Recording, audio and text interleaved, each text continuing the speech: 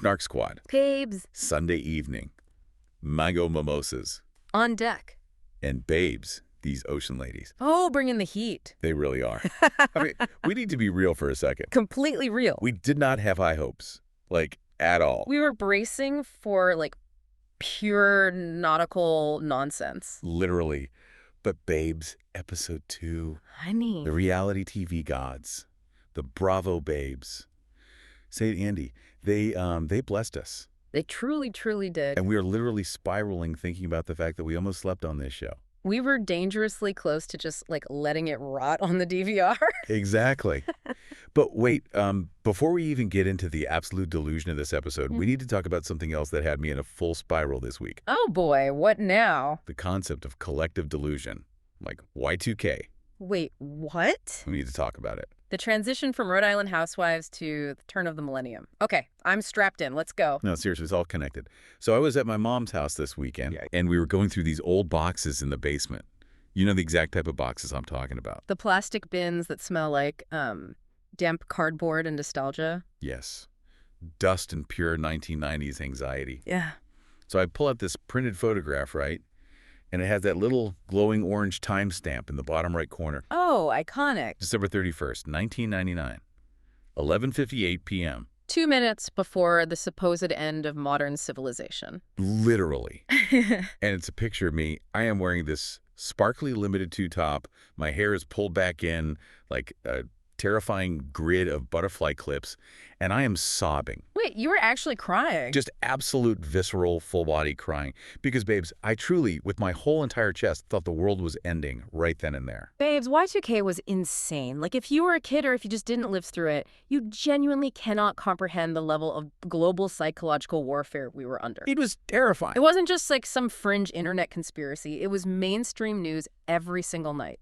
I remember sitting on the carpet, looking at the microwave clock ticking down to midnight, and my little adolescent brain was picturing planes just, like, literally falling out of the sky. Yeah, the aviation panic was real. I thought the sky was going to catch on fire. I thought the electronics were going to become sentient. Non-sentient microwaves. I was waiting for the power grid to just violently shut down and plunge us into a permanent dark age where we, like, had to barter with Beanie Babies. It was full panic. It is a fascinating sociological case study, honestly, because from an analytical standpoint, the global hysteria was entirely based on a simple formatting choice. Right. Like, early computer programmers used 2 digits for the year to save memory space, and society just extrapolated that into the literal apocalypse. People were hoarding canned beans. Filling their bathtubs with water, building bunkers, and the most terrifying part was that the experts didn't really know what would happen either. They were just like, well, the banking system might collapse. Happy New Year, good luck. The fear. The absolute chaos of it. Yeah. I mean, will we ever, as a society, have a collective panic like that again?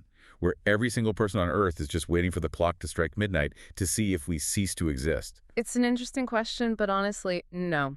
I really don't think we will. Why not? Because right now, our societal panic is just a slow, daily drip. It's ambient dread. Back then, the anxiety was scheduled. Oh, that's so true. It was a localized, calendar-based, apocalyptic event.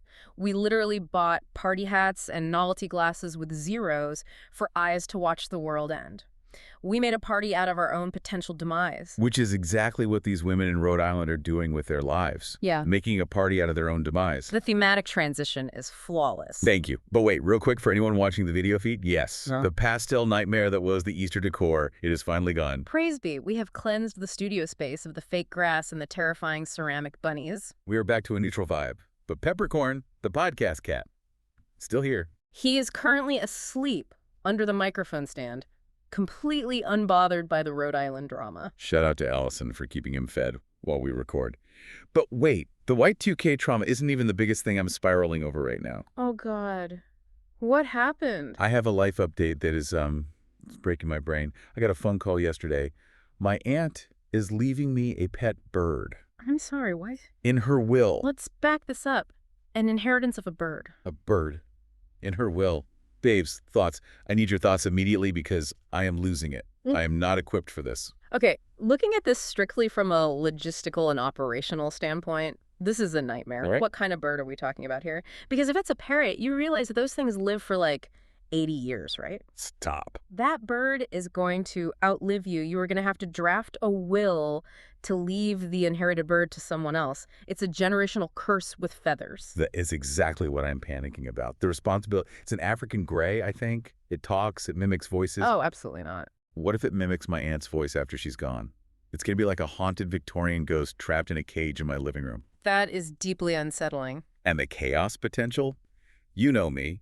I am a reality TV addict who drinks mango mimosas on Sunday evenings and screams at my television. I am not emotionally or mentally equipped to manage a highly intelligent avian creature. You're really not. I mean, the cage maintenance alone is a part-time job. The seeds. The seeds everywhere. The molting. African grays are basically toddlers with bolt cutters attached to their faces. Oh my God. They need constant, rigorous intellectual enrichment. You can't just stick it in a corner and watch 4 hours of unhinged reality television. What? Because it will absorb that toxic energy, get profoundly depressed, and start plucking all its own feathers out. Stop it. I'm already crying thinking about it. What if it hates me? It probably will. What if I inherit this majestic, intelligent creature and it just sits on its perch, staring at me, judging my life choices? I mean, it's very possible. What if it learns the phrase, mango mimosa, and just squawks it at me in a disapproving tone every time I open the refrigerator? That would be incredibly funny for me, but terrible for you. The emotional rejection of an inherited bird is a specific type of pain I am not ready for. It's honestly the most absurd estate planning I've ever heard of. Willing a living dinosaur to someone whose primary coping mechanism for the stress of modern life is bravo. Your aunt is low-key shady for that. She is. It's so passive-aggressive. I need another drink to even process it. Pour it up. Yeah. And while you do, I need to pivot to something purely positive. A massive shout out to the local bakery downstairs. Oh, yes. Because they just delivered the most immaculate key lime pie I have ever experienced in my life.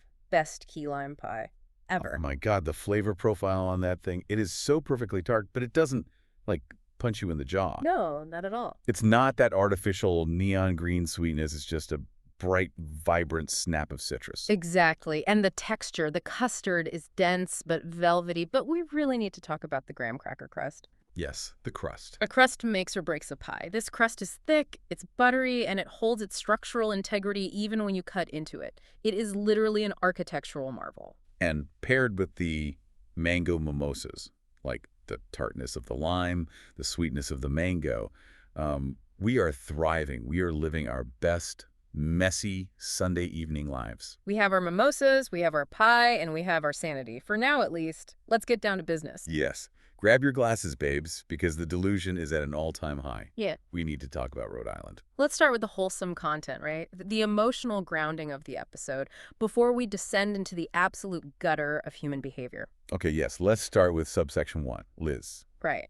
She and Jerry are heading over to Jerry's parents' house for this massive family dinner. And can we just talk about the authentic vibe of this scene? Like the MIDI rigatonis on the stove, the crowded kitchen, the generations all talking over each It other. was very immersive. It's giving us those deep, early-season New Jersey vibes where the family dynamics felt real and lived in, not just staged for the cameras, you know? It definitely sets a baseline of normalcy.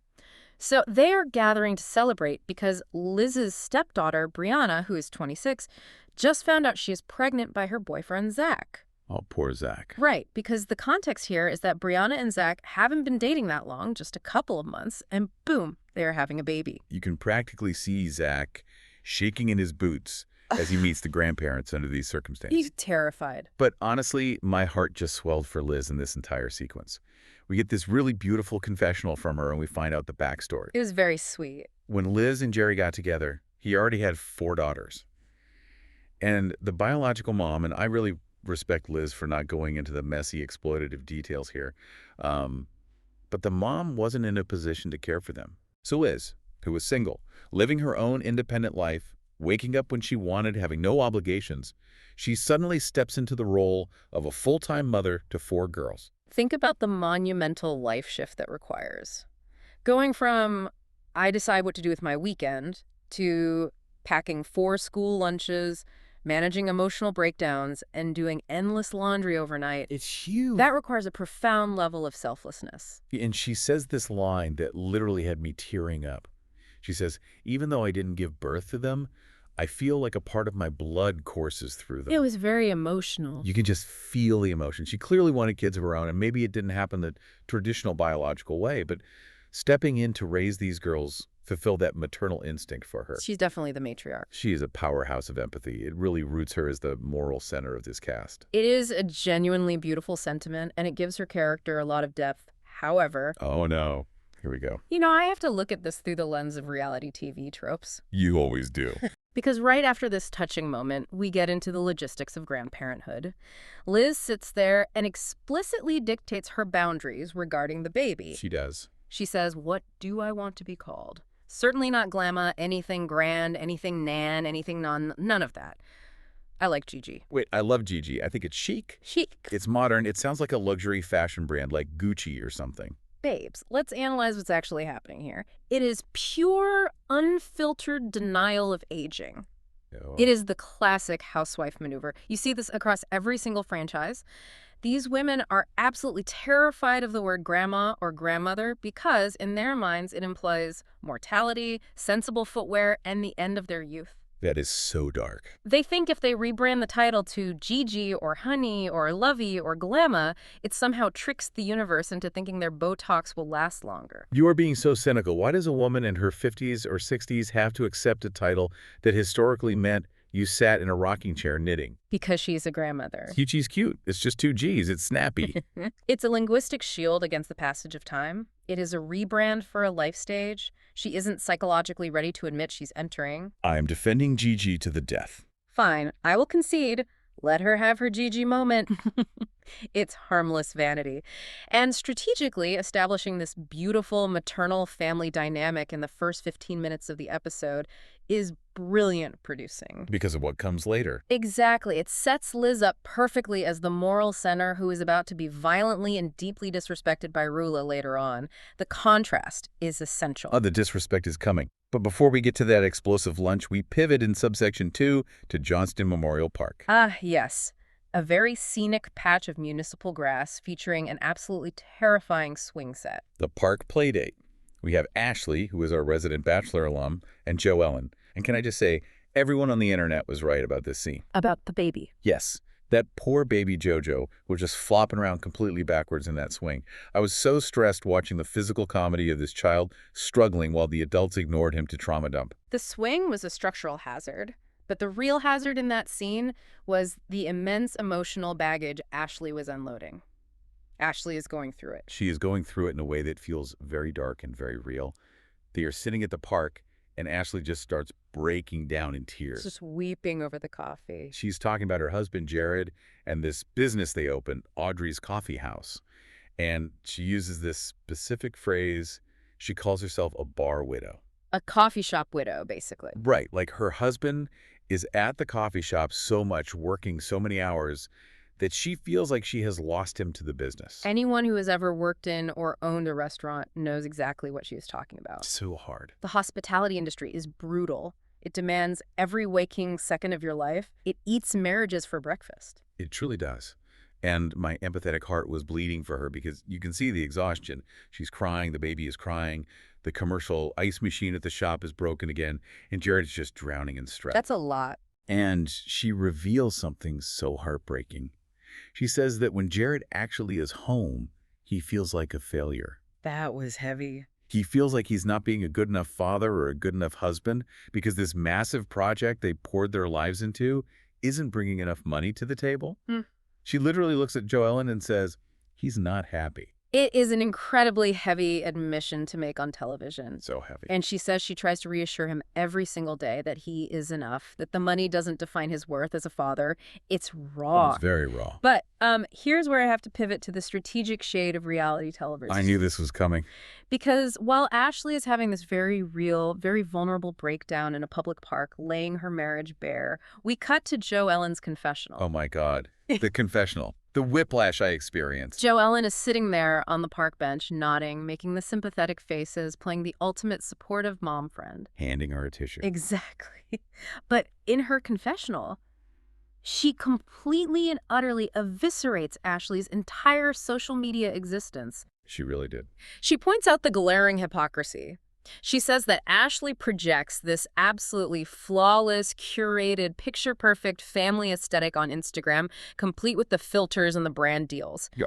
But the reality, her husband is miserable, the business is failing, and oh, by the way, Ashley has a part-time nanny helping her raise the kid she's constantly posting about. It was so deeply shady. Because you have to remember, Ashley literally opened the scene by saying that everyone in town warned her about Joe Ellen. Which is always a red flag. People told Ashley that Joe Ellen has a reputation for being a bitch.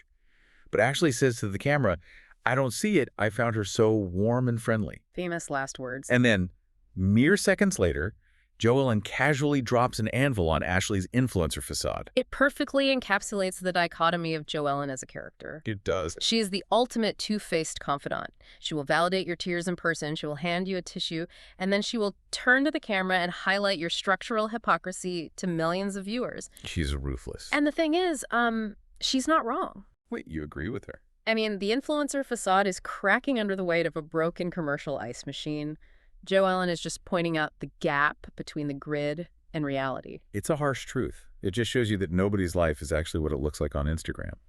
But for Jo Ellen to sit there in the confessional and say, yeah, it's hard, even with your part-time nanny, was such a subtle, precision-guided missile. So good. She didn't scream it. She just slipped it in to let the audience know that Ashley isn't suffering as some solo pioneer woman. Exactly. And honestly, Ashley's crumbling social media facade is the perfect thematic appetizer for subsection 3. Yes. Let's get into subsection 3. Because if we are talking about the delusion of pretending everything is fine when your life is actually on fire, we are about to witness an absolute masterclass from the new girl. We leave the park and we head to Fleur, which is this very chic, high-end restaurant in Providence, for lunch. Enter Rulua, the 7th housewife. Rula Pontarelli. Half Syrian, born and raised in Rhode Island, she is a fascinating addition. She really is. She owns a financial planning firm, she prides herself on being one of the only female boat captains in the state, and she delivers every single line of dialogue with the emotional variation of a dial tone. She is so incredibly monotone.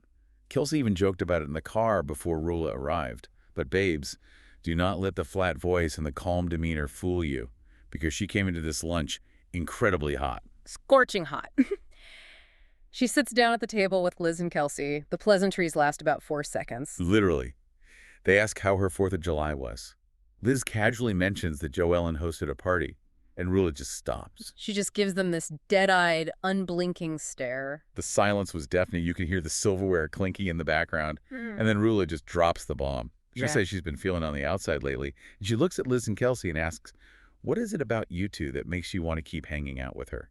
You know she stirs up bleep. She wastes absolutely zero time getting to the conflict, and this is where we get the lore dump. The tea is spilled. This is where we find out the root of the beef that is driving the entire season. The echoes. Liz says there are echoes all over Rhode Island. So, the backstory is that Rula's husband, Brian, who is a podiatrist, which is a detail I simply cannot get over. A foot doctor, yes. Brian has a mistress. Or had a mistress. And this mistress, who Rula exclusively refers to as a cockroach, was brazenly posting photos of herself and Brian on social media. Which, let's just pause and analyze the sheer recklessness of the mistress. It's unhinged. If you were going to be the side piece in a small, interconnected community like Rhode Island, you need to have some digital decorum. Posting hard launches of a married podiatrist on Instagram is unhinged behavior. Right, like keep it off the grid. Yeah.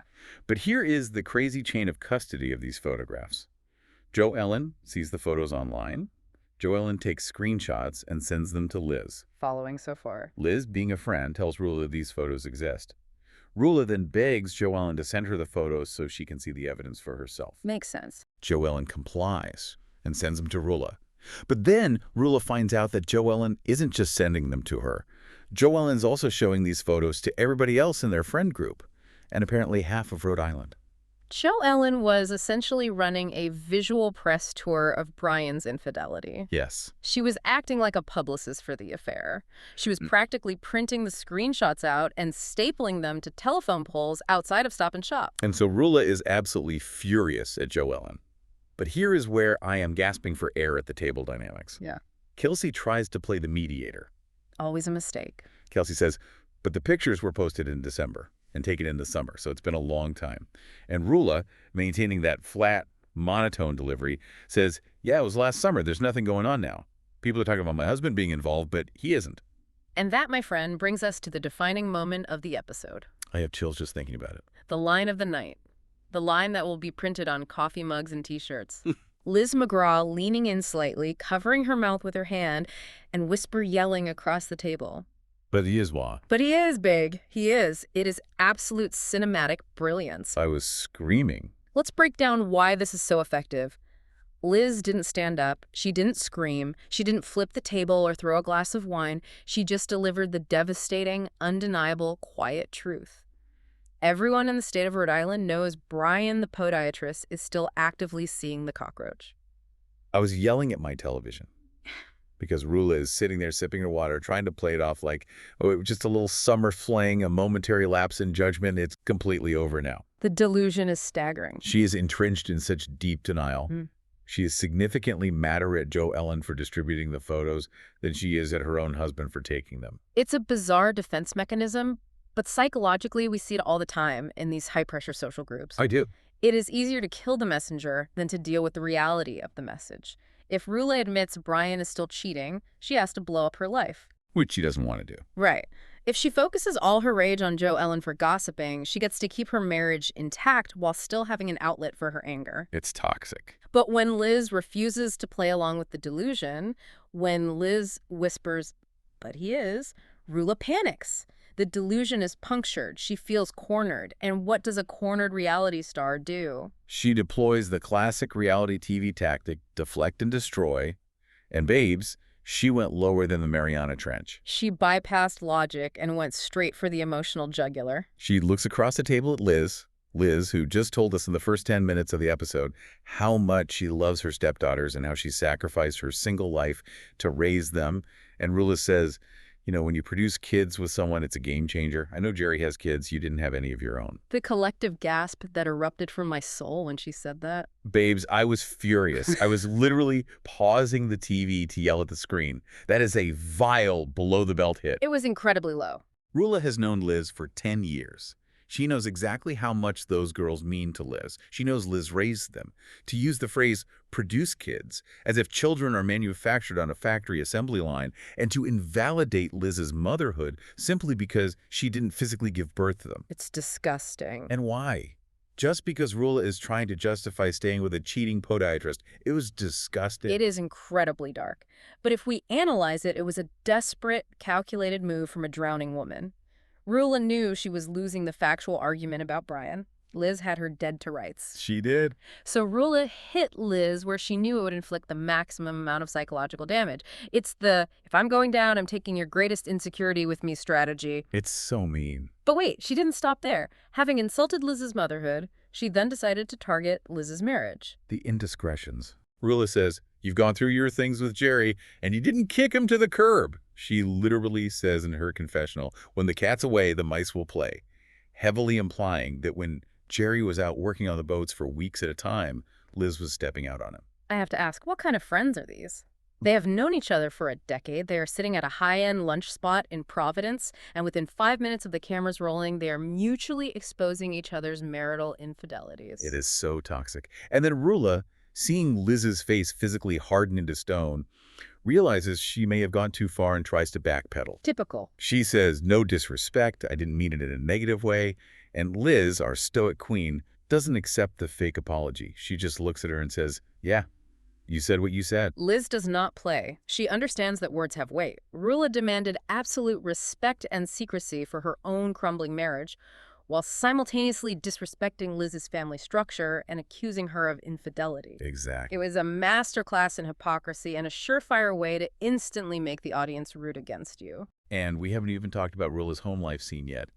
Later in the episode, we see her tracking Brian's location on his iPad. Oh, the blue dot. She's sitting on her couch, monitoring a glowing blue dot. And Brian is on camera, looking completely oblivious, saying, what happened last year, You know where I am every second.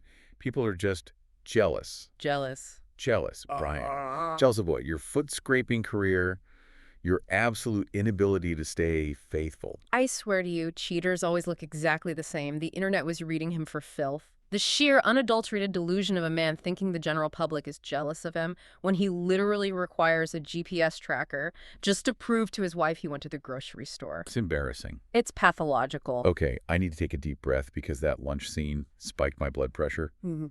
We need to transition to subsection 4. We need to talk about the most unhinged, casual lore dump in the history of reality television. Yes. We are leaving the restaurant and heading to Kelsey's house. The 16,000 square foot, fully staffed mansion, where she apparently lives alone most of the time because her older boyfriend is down in Miami. Correct. It's essentially a very expensive, empty museum, and Alicia comes over to visit. Babes. Yeah. Alicia arrives at this massive, sprawling estate. And what does she bring as a hostess gift? Do tell. A box of crackers. Just dry, plain water crackers. And her excuse is that the line for cheese at the grocery store was too long. Let's establish the baseline here. Bringing plain water crackers to a 16,000 square foot mansion because you couldn't be bothered to wait for Brie is already chaotic neutral behavior. It's insane. It shows a profound lack of social obligation. But the crackers pale in comparison to what she says next. What happens next literally brought this podcast to a complete screeching halt. They're sitting there eating the dry crackers, and they are talking about how Alicia embodies the spirit of Rhode Island. Alicia casually mentions that she hates driving on highways. She says she's a horrible driver, she's been in a bunch of accidents, she almost drove off a bridge once, and then, with zero change in her vocal inflection, she says, I ran over a woman. Just drops it like she's mentioning that it might rain tomorrow. I ran over a woman, and Kelsey just keeps talking. Kelsey did not even blink. I was screaming. I am spiraling over this. Who was the woman? Was she at a crosswalk? Did she survive the impact? Did Alicia go to jail? We need answers. You cannot just drop vehicular assault into a casual conversation over dry crackers and not provide follow-up information. The absolute best part of this entire sequence was the Bravo producer off camera. Yeah. They literally had to break the fourth wall and stop the scene. You hear the producer, totally baffled, ask from behind the camera, wait, what do you mean you ran over a woman? And Alicia, completely unfazed, Yeah. just deadpans, yeah, I ran over a woman. No further context. No emotional weight. No explanation of the legal ramifications, just confirming the hit and run. Look at this from an editing perspective. Yeah. The fact that the editors just left that bizarre interaction in the cut and then immediately moved the scene along is brilliant. It's high art. It establishes Alicia as a complete wild card. She is untouchable in arguments because she operates in a completely different reality than the rest of the cast. Literally. You cannot effectively argue with a woman who casually admits to vehicular manslaughter and doesn't even have the decency to bring cheese to a playdate. It's an intimidation tactic via oversharing. She is a menace. But an iconic menace. I don't know what to do with her. But speaking of menaces, we have to move to subsection 5. We have to get on the Sprinter van. The Sprinter van. The inaugural Rhode Island Sprinter van trip. The sacred enclosed vessel of housewife destruction. They are taking a day trip to Newport Vineyards. Everyone is dressed cute, getting on the party bus, ready to drink, and then Ashley shows up, Oh, the outfit. dressed in a full Renaissance fair bodice situation. It was certainly a choice. Why was she wearing a corseted tavern wench dress to look at grapes? Because she's the perennial outsider. She doesn't understand the group's dress code. She doesn't know the vibe. She's just desperately happy to be out of the coffee shop for 5 minutes. Beautiful point. But the fashion choices are secondary to the conflict. They get to the vineyard, and before they even sit down to eat, Kelsey pulls Joellen aside and drops a massive bomb. Rula is coming to lunch. The threat level instantly jumps to midnight. You can see Joellen's internal threat assessment system activating. She flips out. And this is where we finally get Joellen's full side of the story regarding the photo distribution. She admits she sent the photos of Brian. Yes, she owns that. Right. But she reveals the retaliation that Rula took against her. She says that after the whole photo debacle went down, Rula and Brian literally called Joellen's HR department at her corporate job to try and get her fired. Now, wait a minute. This is where I lose my mind. It's wild. In the ecosystem of reality television, there are unwritten rules. There is a social contract. You can talk about my husband. You can insult my outfit. You can critique my plastic surgery. But crossing the boundary into civilian territory, messing with someone's real-life 9-to-5 money, That is the ultimate betrayal. You are absolutely right. It is crossing the Rubicon. It is. Calling someone's actual employer is a malicious attempt to destroy their livelihood. It affects their ability to feed their family. Jo Ellen was completely and utterly justified in her rage here. 100%. She looks at the camera and says, "Don't come at me for your husband, that's not my problem, but you cannot be messing around with my reputation and my career." Exactly. It shifts the conflict from messy reality TV shade to dark, real-world malice. It's sinister behavior from Rula and Brian, and it perfectly sets the stage for what happens next at the table. The tension was palpable. They are all sitting there. The tension is thick enough to cut with a knife. They're waiting for Rula to arrive and for the screaming to start. And then Kelsey's phone rings. FaceTime call. From Rula. And Rilla says she can't make it to the Vineyard. Why?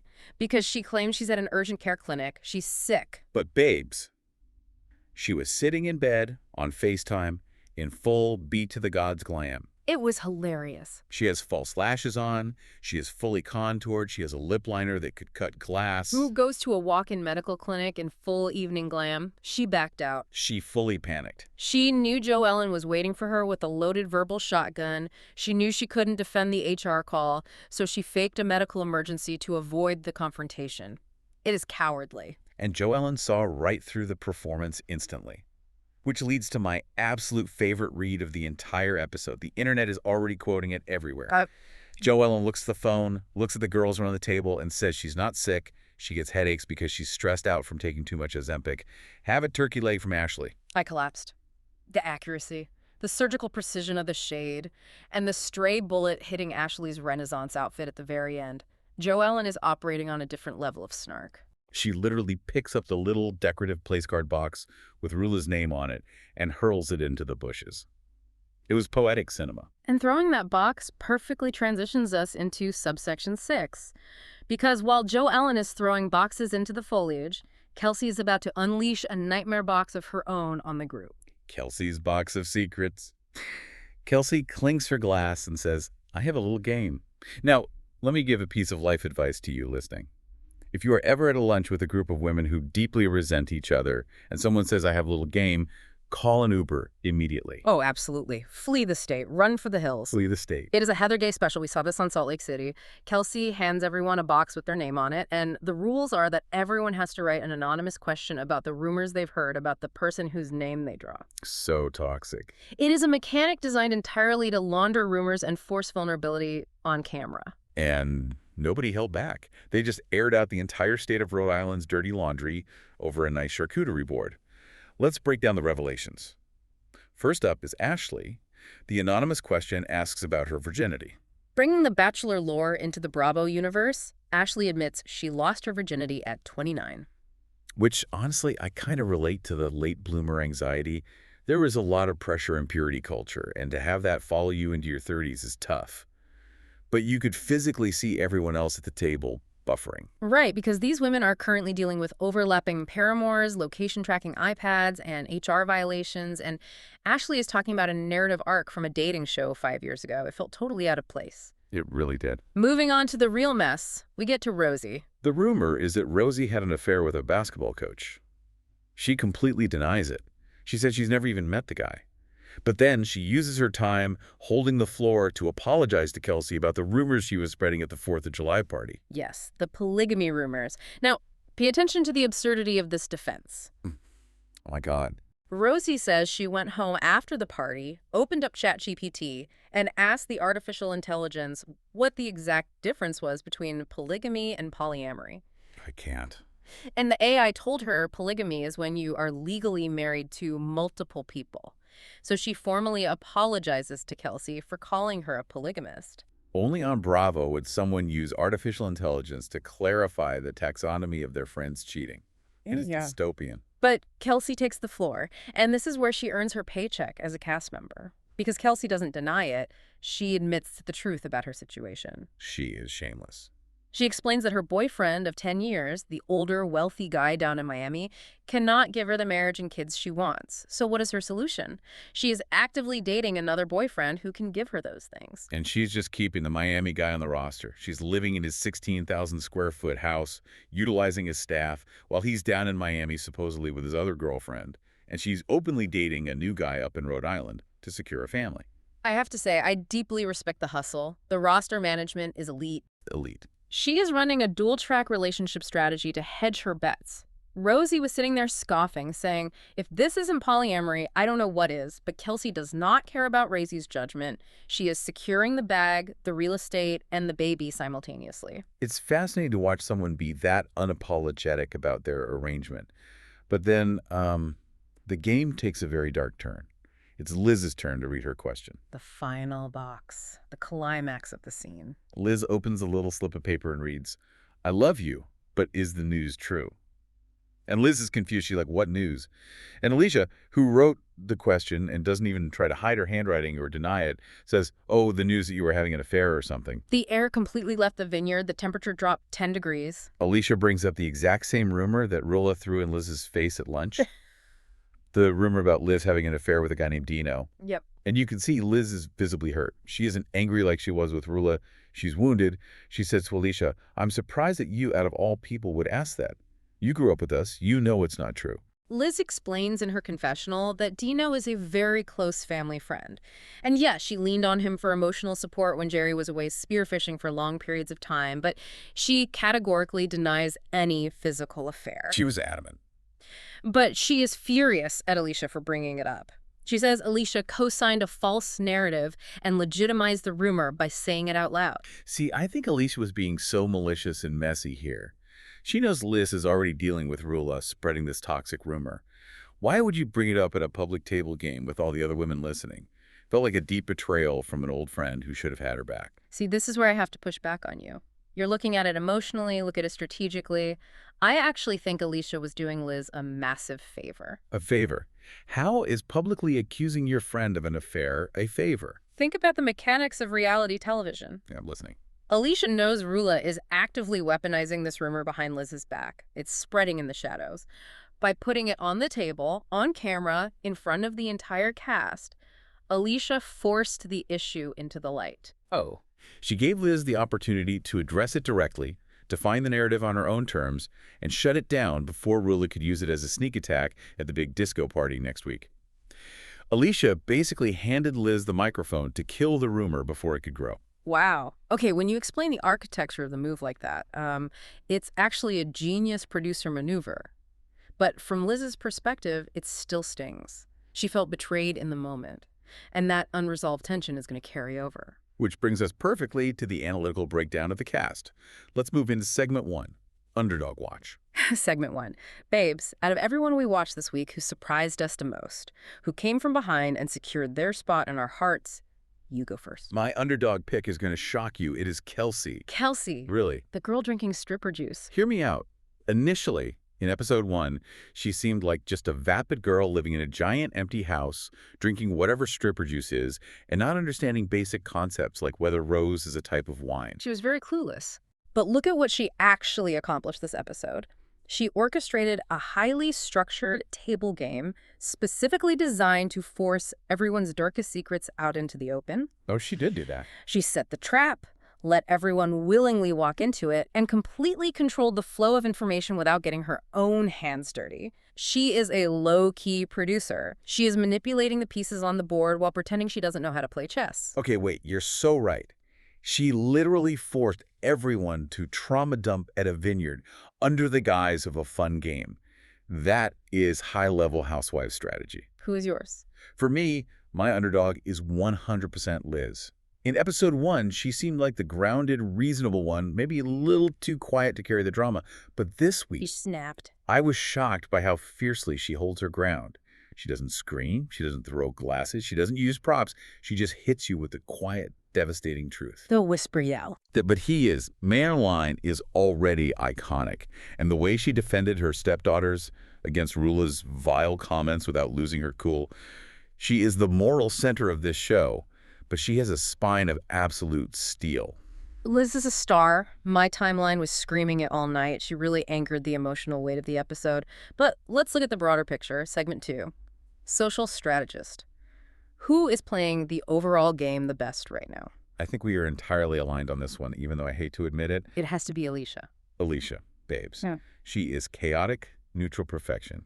She is a glitch in the matrix. Let's review the tape on her performance. She shows up to a mansion with dry crackers, completely ignoring social norms. Iconic. She casually admits to a hit-and-run vehicular assault, causing a literal production freeze.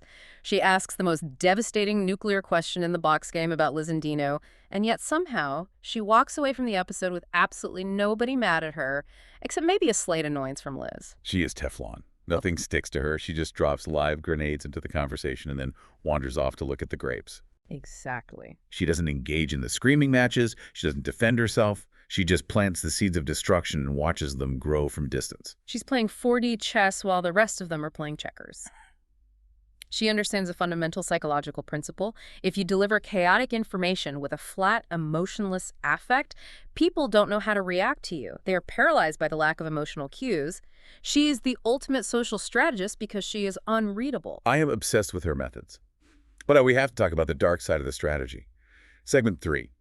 Low-key villain, who is stirring the pot quietly and maliciously. The sinister energy of the group. For me, it is Rula, hands down. To sit at that lunch table acting so calm and monotone while she had actively plotted to ruin Joe Ellen's real-life career by calling HR. It's bad. That is diabolical. That is Huh. crossing a line that you can't uncross, and then to fake an urgent care FaceTime in full glam just to avoid the confrontation she started. That is top-tier villain behavior. It's certainly villainous. She is cowardly, but she is dangerous because she doesn't care about the real-world consequences of her actions. Rula is definitely a villain, but I would argue she's the clumsy one. She got caught immediately. Everyone saw through the urgent care lie. For my low-key villain, I have to give the crown to Joe Ellen. Joe Ellen. But Rula called her job. Joe Ellen is the victim. Yes, Rula escalated it to an unacceptable level, but look at Joe Ellen's behavioral pattern leading up to that. Joe Ellen plays the victim constantly, but she absolutely loves having the dirt. She really does. She gleefully distributed those photos of Brian. She was the one who spread them around the state. She ignited the powder keg. And look at the park scene. She throws massive, calculated shade at Ashley's marriage and lifestyle in her confessional while pretending to be her supportive, understanding mom friend to her face. Joe Ellen is a sniper from the side. She smiles warmly at you while she loads the gun. Oh my God, the park scene. You're so right.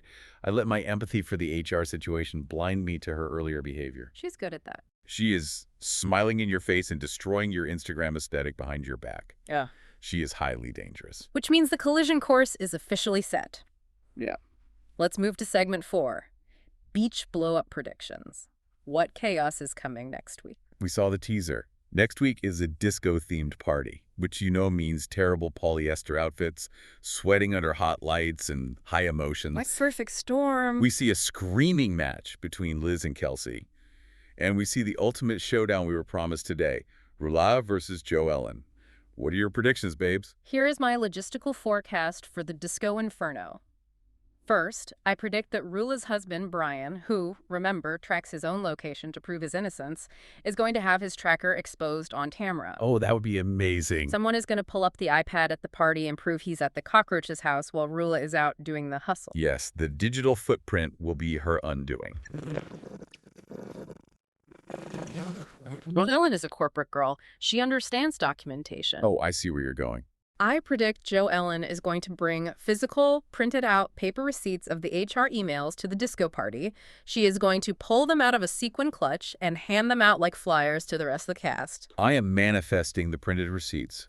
I want manila folders at the disco. I want a full PowerPoint presentation under the strobe lights. It would be incredible. What are your predictions? As for my predictions, I predict that Ashley's going to cry again. Probably in a Renaissance dress, she'll just wear it again because she doesn't understand the disco theme either. Very likely. And I predict that Liz is going to absolutely annihilate Kelsey over the Dano rumors.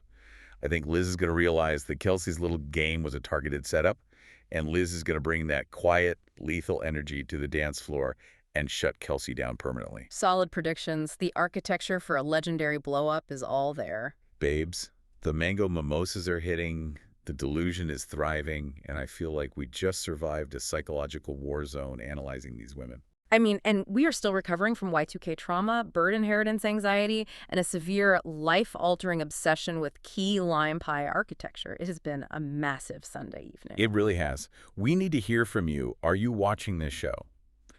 Because if you aren't, what are you genuinely doing with your life? Seriously. Who shocked you the most tonight? Was it Liz's whisper yell? Was it Alicia's hit-and-run confession? Let us know your thoughts. And babes, seriously, what would you do with that bird? Please tell me. Logistical advice only, please. Because the African gray panic is a real and present danger to our sanity. It is so real. I might have to hire a part-time nanny for it, just like Ashley. Anyway, you know the drill. Rate, review, subscribe. Send your submissions. Send your unhinged theories. Send this to your most chaotic bestie who needs to know about the Rhode Island Sprinter van and the dangers of location tracking your podiatrist husband. Thank you to the Snark Squad. We love you so much. You're the only reason we survive these Bravo-induced spirals. Stay shady. Stay iconic. And we'll see you on the Snark side.